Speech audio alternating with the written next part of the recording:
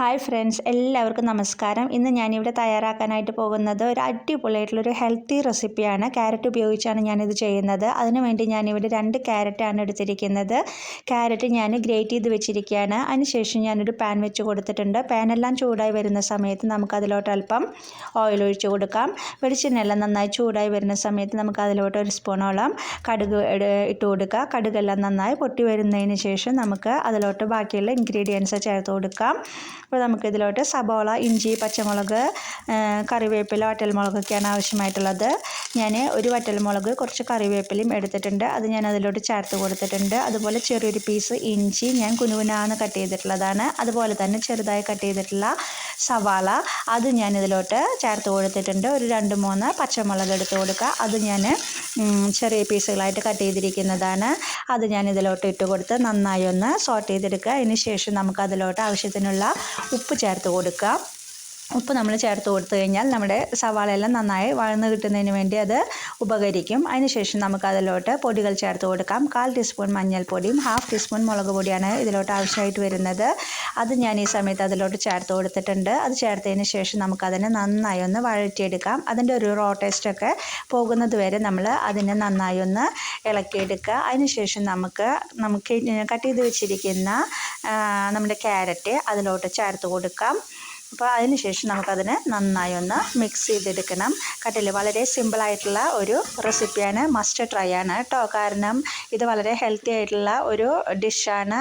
നിങ്ങൾക്ക് വീട്ടിലെല്ലാവർക്കും കൊടുക്കാൻ പറ്റുന്ന നല്ല ഈസി ആയിട്ടുള്ളതും അതേസമയം വളരെ ടേസ്റ്റി ആയിട്ടുള്ള ഒരു റെസിപ്പിയാണ് കേട്ടോ. ഇപ്പോൾ ഇതാ ഞാൻ മൂടി വെച്ചിട്ടുണ്ടായിരുന്നു. മൂടി തുറന്ന് നോക്കി കഴിഞ്ഞപ്പോൾ ഇതെല്ലാം നന്നായി വെന്തിരിക്കുന്നുണ്ട്. ഇപ്പോൾ ഇതാ ഒരുവിധം നന്നായി വന്നതിന് ശേഷം നമുക്കിതിലോട്ട് കുറച്ച് കാര്യങ്ങൾ കൂടി ചേർക്കാനായിട്ടുണ്ട്. അപ്പോൾ ഈ 2 ക്യാരറ്റിന് ഞാൻ 1 എഗ്ഗാണ് എടുത്തിരിക്കുന്നത്. അത് നമ്മൾ പൊട്ടിച്ചതിലോട്ട് ഒഴിച്ചു കൊടുത്തിട്ടുണ്ട്. ഇനി നമ്മൾ അതൊന്ന് സെറ്റായി കിട്ടാനായിട്ട് അതപ്പോൾ തന്നെ ഇളക്കി കഴിഞ്ഞാൽ വളരെ പൊടിയായിട്ട് മാറും. അപ്പോൾ അതുകൊണ്ടാണ് ഞാൻ അല്പനേരം അങ്ങനെ തന്നെ വെച്ചത്. അതിന് ശേഷം നമ്മളതൊന്ന് ഇളക്കി കൊടുക്കുക.